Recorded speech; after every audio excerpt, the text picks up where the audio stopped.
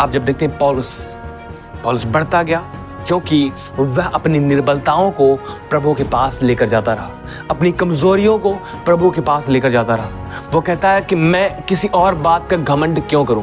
वो कहता है घमंड मुझे करना है तो मैं केवल एक ही बात पर घमंड करूंगा, और वो है मेरी कमजोरियां, मेरी निर्बलताएं। क्योंकि जब मैं कमजोर होता हूं, मसीह का अनुग्रह, मसीह की सामर्थ मुझ पर छाया करती है।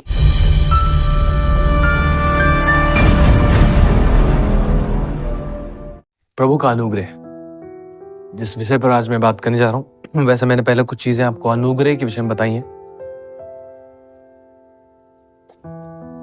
पर अनुग्रह हमारी लाइफ के लिए कितना इंपॉर्टेंट है ये हमें जानना बहुत जरूरी है। हालेलुया।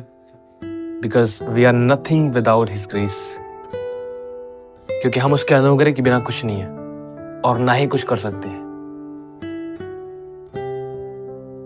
आज आपने देखा होगा ऐसे बहुत सारे लोग हैं, और हम में से बहुत सारे ऐसे लोग हो सकते हैं कि वो बहुत सारी ऐसी चीजों को अपनी लाइफ में फेस करते हैं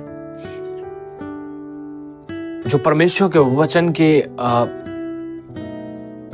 जिस चीज के लिए परमेश्वर का वचन उनको कहता है कि आप करें, और उसको करने में वो बहुत समय तक वो संघर्ष करते रहते हैं। बहुत सारी बातों को आप देख सकते हैं, और ऐसे बहुत सारे लोगों को आपने देखा होगा, हो सकता है इस कलीसिया के अंदर भी आप देखते हो। वो तमाम प्रकार की मुश्किलों में, कठिनाइयों में, समस्याओं में, और अपने स्पिरिचुअल लाइफ में, अपने आत्मिक जीवन में आप उनको देख पाएंगे, उनके व्यक्तिगत जीवन में देख पाएंगे कि उन जगहों पर वो लड़ रहे हैं, उन जगहों पर वो संघर्ष कर रहे हैं, और वे चाहते हैं बदलना पर वे बदल नहीं पा रहे। फिर वो चाहे आपकी प्रेयर लाइफ हो, जहां पर वो अपने प्रार्थना जीवन को इंक्रीज करना चाहते हैं, बढ़ाना चाहते हैं, पर वे उसे नहीं बढ़ा पा रहे। वे वचनों में बढ़ना चाहते हैं पर वे नहीं बढ़ पा रहे। वे आत्मा में मजबूत होना चाहते हैं पर वे नहीं हो पा रहे हैं।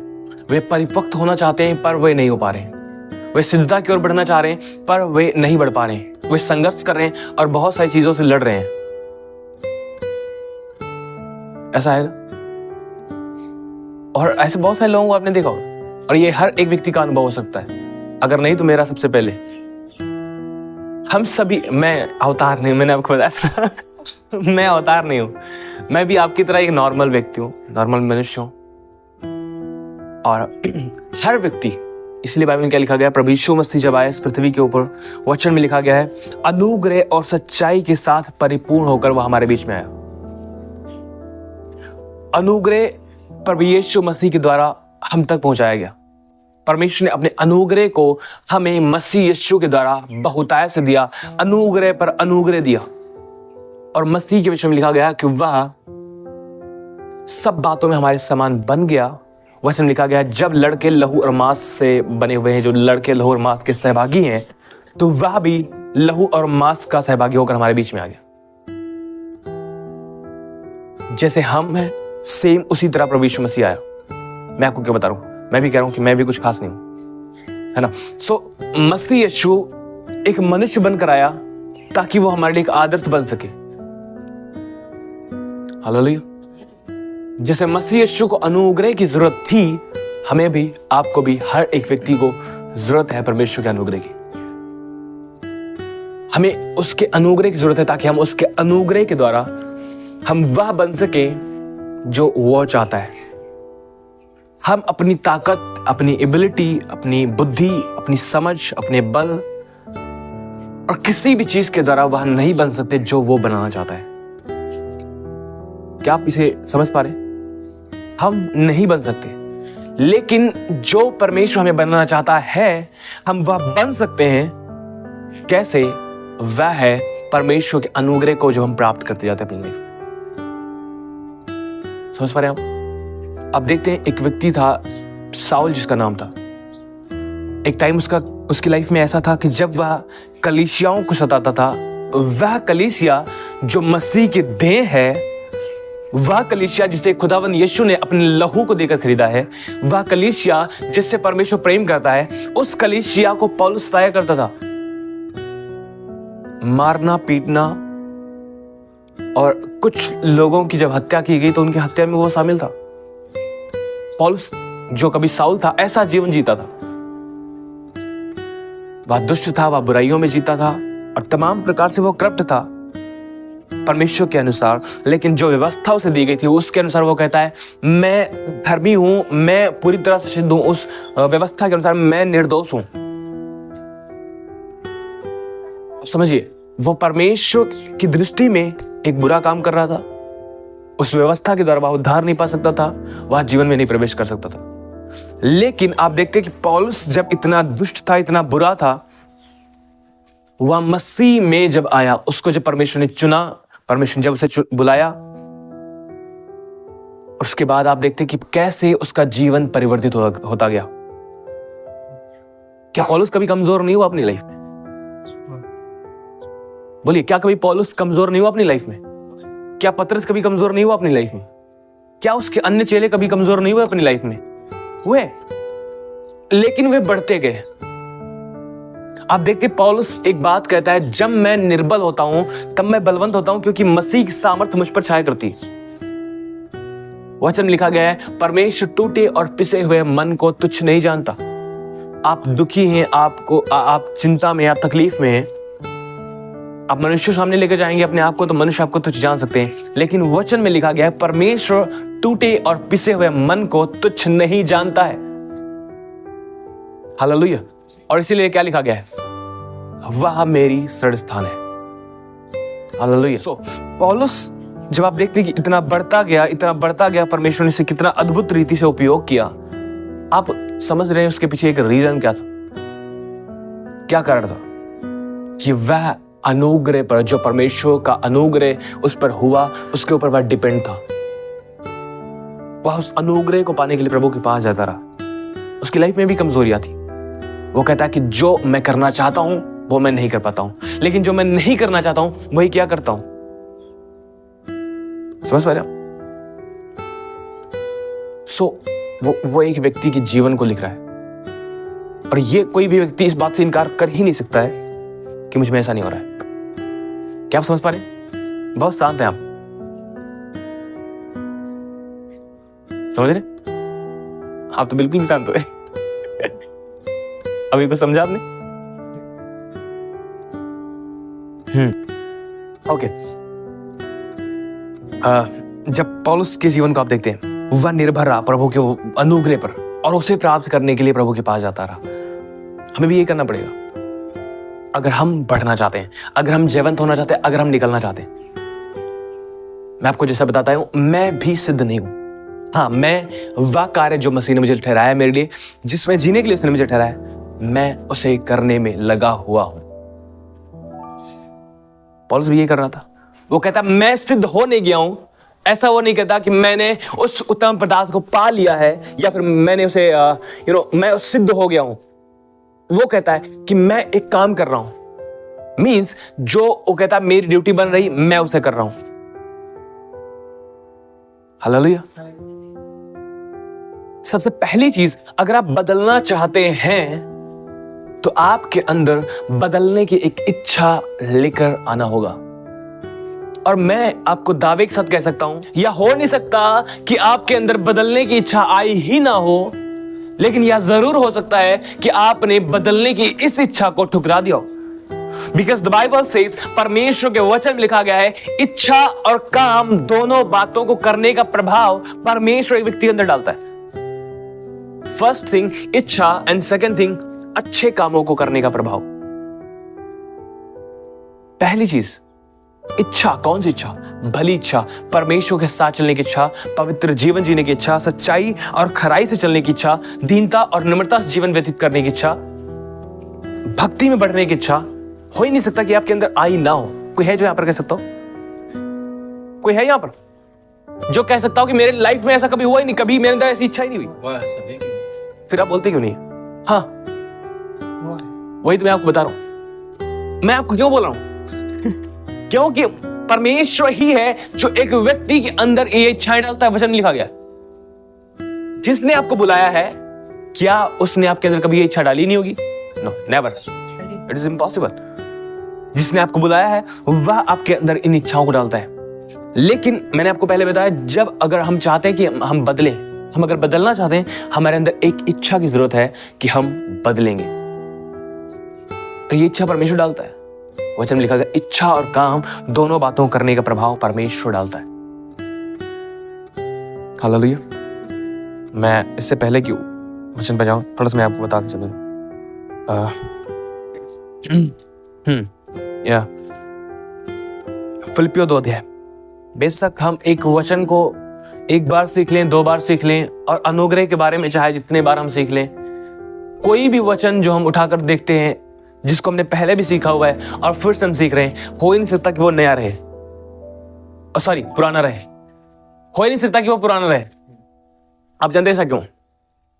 क्योंकि वचन में लिखा गया परमेश्वर ने जब इजरायलियों को मिस्र से निकालकर उन्हें मरुस्थल में लाया, वे जंगल में थे जहां परमेश्वर उन्हें प्रिपेयर कर रहा था, तैयार कर रहा था। वे अपने तंबुओं को डालते थे और परमेश्वर ने उनके लिए ठहराया था कि मैं तुम्हें स्वर्ग से मन्ना दूंगा और उसे खाकर तुम तृप्त रहोगे।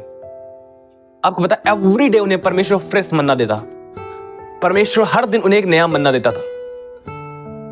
हालेलुया। ये आपने 10 बार पढ़ ली होगी बाइबल, 11वीं बार पढ़ोगे फिर से नहीं हो जाएगी। और रोज के रोज आप पढ़ रहे होंगे, ये रोज के रोज आपके लिए नहीं होती जाएगी। हालेलुया। वो उस मन्ने को लेकर जो उनके लिए आता था, जो फ्रेश रहता था, उसे वो खाते थे और तृप्त होते थे। और प्रतिदिन का मन्ना उन्हें प्रतिदिन मिलता था। जैसे प्रभु यीशु मसीह ने कहा, से दुआ करो कि तुम्हारा पिता जो है वह तुम्हें प्रतिदिन की रोटी तुम्हें दिया करे। हालेलुया। और यहां पर देखिए क्या लिखा है, वही जो मैंने आपको बताया, मैं वचन में आपको दिखा रहा हूं। 2 अध्याय उसकी 13 आयत। क्या लिखा है? क्योंकि परमेश्वर ही है जिसने अपनी स्वेच्छा निमित्त तुम्हारे मन में इच्छा और काम दोनों बातों की करने का प्रभाव डाला है। इससे पहले आप देखिए 12 को। इसलिए है मेरे प्रिय भाइयों, जिस प्रकार तुम सदा से आज्ञा मानते आए हो, वैसे ही अब भी न केवल मेरे साथ रहते हुए पर विशेष करके अब दूर रहने पर भी डरते और कांपते हुए अपने अपने उद्धार का कार्य पूरा करते जाओ, क्योंकि परमेश्वर ही है जिसने अपनी स्वेच्छा निमित्त तुम्हारे मन में इच्छा और काम दोनों बातों के करने का प्रभाव डाला है। किसने डाला है? और मैं आपको सच कह रहा हूं, ये जो काम है जो परमेश्वर का है, शैतान भी लोगों के अंदर अपनी इच्छा डालने की कोशिश करता है, लेकिन वो बुरे कामों की। लेकिन जो इच्छा परमेश्वर डालता है वह स्वेच्छा निमित्त पहले उसने हमें बुलाया। क्या लिखा गया है पर? क्योंकि परमेश्वर ही है जिसने अपनी स्वेच्छा निमित्त तुम्हारे मन में इच्छा और काम दोनों बातों को करने का प्रभाव डाला है। इच्छा और काम, हमारे अंदर इच्छा है परमेश्वर के लिए जीने की, परमेश्वर के साथ चलने की, पापों से निकलकर मसीह के साथ चलने की। ये क्या है? ये इच्छा परमेश्वर ने हमारे अंदर डाली है। हालेलुया। आप क्लियर है यहां तक? ये इच्छा एक मनुष्य अपने अंदर नहीं ला सकता है। हाँ, इसे अगर वो ला सकता है तो बस कुछ समय तक वो चल पाएगी, उसके बाद वो खत्म। लेकिन जो इच्छा परमेश्वर डालता है वह एक मसाल के समान जलती रहेगी। हालेलुया। इच्छा और काम दोनों बातों को करने का प्रभाव परमेश्वर डालता है। आप जब देखते हैं पौलुस बढ़ता गया, क्योंकि वह अपनी निर्बलताओं को प्रभु के पास लेकर जाता रहा, अपनी कमजोरियों को प्रभु के पास लेकर जाता रहा। वो कहता है कि मैं किसी और बात का घमंड क्यों करूं? वो कहता है घमंड मुझे करना है तो मैं केवल एक ही बात पर घमंड करूंगा, और वो है मेरी कमजोरियां, मेरी निर्बलताएं। क्योंकि जब मैं कमजोर होता हूं, मसीह का अनुग्रह, मसीह की सामर्थ मुझ पर छाया करती है। और यही तो हमें चाहिए। हमें यही तो चाहिए, नहीं चाहिए हमें। आपको पता, एक व्यक्ति सबसे अधिक कब झुकता है, कब नम्र होता है, कब दीन होता है? जब वह कमजोर होता है। अगर परमेश्वर इजरायलियों को उस जंगल से ना निकाल कर लेकर जाता, जो कुछ उन्होंने थोड़ा बहुत, बहुत तो कभी उसकी ओर नहीं फिरे थे, लेकिन जो कुछ उन तकलीफों, उन मुश्किलों में जब वे पड़ते थे, जो कुछ वो फिरते थे, कब फिरते थे? जब उनके ऊपर तकलीफ, मुश्किल होती थी, जब वे कमजोर होते थे, तब वे मूसा के पास आते थे। मूसा परमेश्वर प्रार्थना करता, समझ रहे हैं आप? एक व्यक्ति तब ही अधिक झुकता है, नम्र होता है, दीन होता है जब वह कमजोर होता है। और ये हमारे लिए अद्भुत बात है कि हम दीनता से चलें। इसलिए वचन में क्या लिखा है? परमेश्वर घमंडियों का विरोध करता है परंतु दीनों पर अनुग्रह करता है। अगर हम कमजोर हैं हम दीन होंगे, और अगर हम दीन होंगे हम परमेश्वर के सामने लेकर जाएंगे अपने आप को, उन कमजोरियों को हम प्रभु के आगे रखेंगे। वचन में लिखा गया परमेश्वर दीनों पर अनुग्रह करता है। ये एक रास्ता है जहां से परमेश्वर अपना अनुग्रह एक व्यक्ति के ऊपर डालता है। Hallelujah, hallelujah. वचन में लिखा गया है, ओके, यहीं पे कुरिन्थियों 6 अध्याय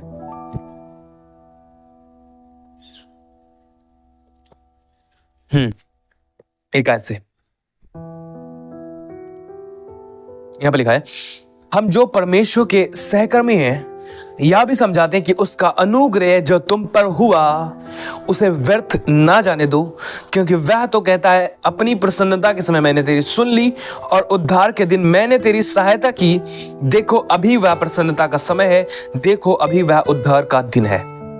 हालेलुया, हालेलुया। ओके, 1 कुरिन्थियों 15 निकालिए और फिर मैं उसके बाद आगे बढ़ूंगा। 1 कुरिन्थियों 15 अध्याय और उसकी 10 आयत। यहां पर लिखा, परंतु मैं जो कुछ भी हूं परमेश्वर के अनुग्रह से हूं, उसका अनुग्रह जो मुझ पर हुआ वह व्यर्थ नहीं हुआ, परंतु मैंने उन सब से बढ़कर परिश्रम भी किया, तो भी यह मेरी ओर से नहीं हुआ, परंतु परमेश्वर के अनुग्रह से जो मुझ पर हुआ था। हालेलुया। पौलुस पहले क्या कहता है? मैं जो कुछ भी हूं परमेश्वर के अनुग्रह से हूं। सबसे पहली चीज वो कहता है, जो परमेश्वर का अनुग्रह तुम पर हुआ उसे व्यर्थ मत जाने दो। यह उसकी प्रसन्नता का समय है, यह अभी उद्धार का समय है जो उसने हमारे ऊपर अनुग्रह दिया है। जो हमें वह इसलिए दिया है ताकि हम उस अनुग्रह के अधीन हो जाएं और हम परमेश्वर की पसंद बनते जाएं और उस उद्धार में जिए जो परमेश्वर ने हमें उसके अनुग्रह के द्वारा दिया है। हालेलुया। वचन में क्या लिखा गया है? विश्वास के द्वारा अनुग्रह ही से तुम्हारा उद्धार हुआ है। किस बात पर हमने विश्वास किया? मसीह यीशु पर। यस, हमने मसीह यीशु पर विश्वास किया। किस बात पर? कि मसीह यीशु हमारे पापों के लिए क्रूस के ऊपर चढ़ गया, उसने हमारे अधर्मों को अपने ऊपर ले लिया, उसने हमारी बुराइयों को अपने ऊपर ले लिया, उसने हमारे श्रापों को अपने ऊपर ले लिया, उसने हमें हर एक प्रकार के पाप के बंधन से आजाद किया, हर एक शैतान के बंधन से आजाद किया जब हम उस पर विश्वास करते हैं। वचन में क्या लिखा गया? विश्वास के द्वारा अनुग्रह ही से तुम्हारा उद्धार हुआ है। हालेलुया। अनुग्रह ही से तुम्हारा उद्धार हुआ है। अनुग्रह जब एक व्यक्ति के जीवन में आता है, आपको पता है वचन में लिखा गया कि हम जब प्रभु को नहीं जानते थे, परमेश्वर से फ्री हुए थे, हम मरे हुए थे, हम मरे हुए थे। लेकिन जब उसका अनुग्रह हमारे जीवनों में आया, जब हमने उस पर विश्वास किया, उसके अनुग्रह ने हमारे मृत्यु में से जीवन को निकाल कर हमें जीवित कर दिया। Hallelujah, hallelujah. पौलुस कहता है, ये जो अनुग्रह तुम पर हुआ जब उसने तुम्हें बुलाया, वो कहता है इसे व्यर्थ मत जाने दो। जो अनुग्रह तुम पर हुआ इसे व्यर्थ मत जाने दो, लेकिन अपने आप को परमेश्वर के आगे समर्पित करते जाओ। यहां पर क्या कहता है? मैं जो कुछ भी हूं परमेश्वर के अनुग्रह से हूं, और उसका वचन, उसका अनुग्रह जो मुझ पर हुआ वह व्यर्थ नहीं हुआ, परंतु मैंने उन सब से बढ़कर परिश्रम भी किया। हालेलुया। पौलुस क्या कहता है? मैं जो कुछ भी हूं, पहली चीज वो कहता है मसीह के अनुग्रह के द्वारा। क्या आप इस बात को समझ रहे हैं? आप अपनी लाइफ में जितना मर्जी बढ़ते जाएं, जितना मर्जी बढ़ते जाएं, बस एक बात ये हमेशा याद रखना कि आप जो कुछ भी हैं मसीह के अनुग्रह से ही है। हाँ, हो सकता है आपने बड़ा परिश्रम किया हो, बड़ी मेहनत की हो, बड़ा संघर्ष किया हो, सब कुछ किया हो, लेकिन ये आप कर कैसे पाए हैं, ये बात वो आगे भी कहता है, प्रभु के अनुग्रह से। हालेलुया। वचन में पहले वो कहता है जो कुछ भी मैं हूं मैं मसीह के अनुग्रह के द्वारा हूं, उसका अनुग्रह जो मुझ पर हुआ उसे मैंने व्यर्थ नहीं जाने दिया।